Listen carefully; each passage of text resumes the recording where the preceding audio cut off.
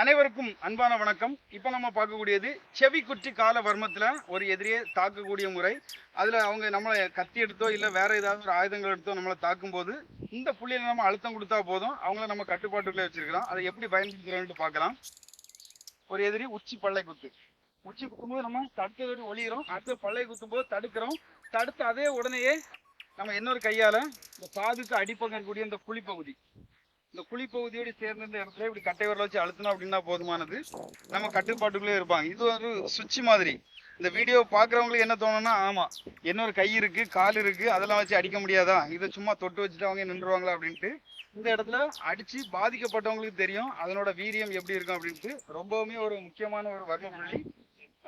எத்தனை மணி நேரம் வேணாலும் நம்ம கட்டுப்பாட்டுக்குள்ளே இருப்பாங்க. அவ்வளோக்கு பலமான ஒரு வலியை ஏற்படுத்தும். பலகீனமான பகுதி நமக்கு இருக்கக்கூடியதுலேயே. நம்ம மீண்டும் ஒரு அருமையான காணொலியில் சந்திப்போம். நன்றி, வணக்கம்.